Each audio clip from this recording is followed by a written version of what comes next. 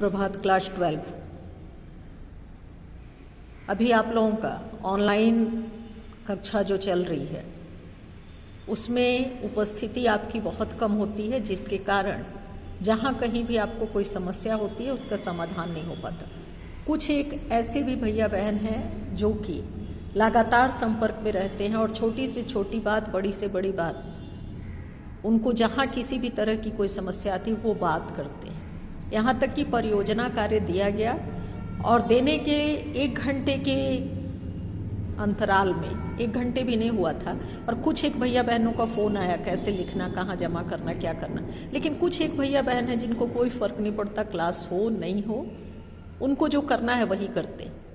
लेकिन हम लोगों का अपना जो कार्य है वो सभी भैया बहनों को ध्यान में रख के करना है। इसलिए ऑनलाइन क्लास लेने के बाद भी प्रयास ये करते हैं कि आप लोगों को वीडियो या पीडीएफ या लिख करके भी कुछ बताया जाए, ताकि वैसे भी भैया बहन जो नहीं जुड़ते हैं कुछ जान लें।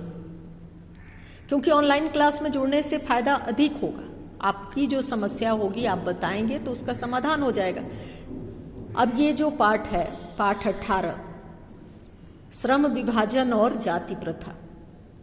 श्रम विभाजन और जाति प्रथा डॉक्टर भीमराव अंबेडकर के द्वारा रचित ये जो श्रम विभाजन और जाति प्रथा नामक पाठ है, ये इनके एक विख्यात भाषण से, इनका देखिए गद्य की अलग अलग विधा होती है, उसमें एक इनके भाषण से जिसका नाम था एनिहिलेशन ऑफ कास्ट, 1936 में, इसी का हिंदी में रूपांतर हुआ श्रम विभाजन और जाति प्रथा। ये प्रश्न है, यहाँ पे आपको गृह कार्य में ये प्रश्न दिए हैं कि यह पाठ किस पुस्तक से हिंदी में रूपांतरित हुआ है।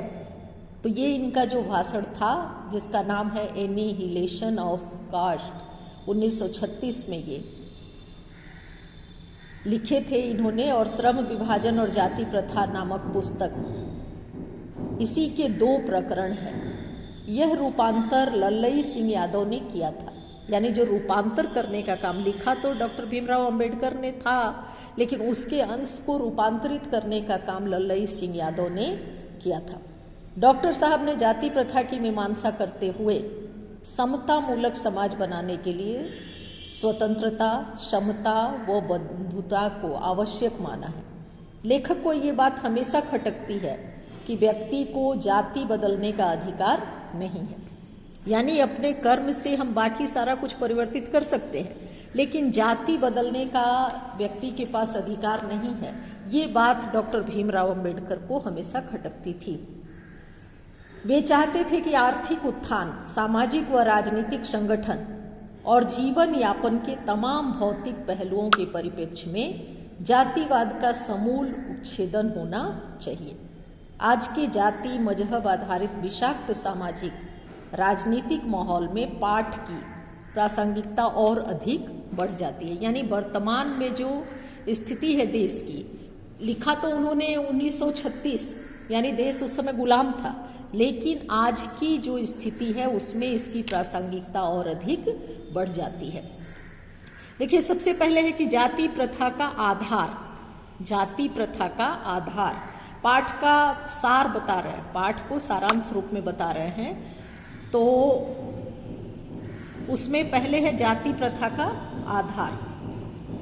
जातिवाद के समर्थक इस प्रथा का समर्थन करते हुए कुछ तर्क देते हैं। जो इसके समर्थक हैं जाति प्रथा के, वो इसके समर्थन में कुछ तर्क देते हैं और उनका कहना है कि जाति प्रथा के मूल में श्रम विभाजन है। यानी जाति प्रथा जो है वो मुख्य रूप से श्रम विभाजन के द्वारा जाति का निर्धारण होता है। आज के सभ्य समाज में कार्य कुशलता के लिए श्रम विभाजन आवश्यक है। यानी आज का जो सभ्य समाज है इसमें कार्य कुशलता, श्रम विभाजन जो है वो आवश्यक है। इस दृष्टि से जाति प्रथा में उनको कोई बुराई नहीं दिखती। यानी जाति प्रथा का आधार कार्य होना चाहिए। देखिए, प्रारंभ में भी जब जाति बटी थी तो वो वर्ण या जाति जो थी वो कार्य के आधार पर बटी थी, लेकिन बाद में उसको एक जाति से जोड़ करके रख दिया गया कि आप कार्य चाहे कोई भी करें, लेकिन आप जिस जाति के हैं उसी जाति से जाने जाएंगे। इसके वे विरोधी थे। उनको जाति प्रथा में क्या क्या बुराई दिखती थी, ये बात उन्होंने बताने का प्रयास किया है कि जाति प्रथा में बुराई क्या क्या दिखती थी। तो देखिए, जाति प्रथा में लेखक को जो बुराई दिखती थी वो ये था कि जाति प्रथा ने श्रम विभाजन के साथ साथ श्रमिक विभाजन का भी कार्य किया। श्रम विभाजन तो होना चाहिए, लेकिन जाति प्रथा के कारण श्रम विभाजन के साथ साथ श्रमिक विभाजन भी हो गया। श्रमिकों का विभिन्न वर्गों में विभाजन अस्वाभाविक था, यानी ऐसा स्वाभाविक नहीं था। श्रमिक को वर्गों में विभाजित करने के बाद जाति प्रथा ने उनमें ऊंच नीच का भेद पैदा किया। विश्व के किसी भी समाज में ऐसा भेद नहीं पाया जाता। देखिए, अंबेडकर को इसलिए दुख होता था कि हम कहते हैं कि वसुधैव कुटुंबकम, पूरे विश्व के साथ कदम से कदम मिला के चलना चाहते हैं, लेकिन ये जो अपने यहाँ जाति प्रथा है, ऐसी जाति प्रथा की व्यवस्था उन्होंने विश्व में कहीं भी महसूस नहीं किया था। श्रम विभाजन श्रमिक की रुचि पर आधारित नहीं है, यानी जो श्रम विभाजन है वो श्रमिक की रुचि पर आधारित नहीं है।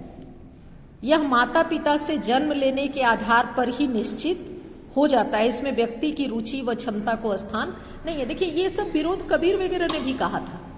कबीर ने भी लिखा था, ऊंचे कुल का जन्म या जे करनी ऊंच ना होए, यानी बहुत ऊंचे कुल में हमने जन्म ले लिया लेकिन कार्य ऊंचा नहीं है तो उसको वो स्थान मिलना नहीं चाहिए।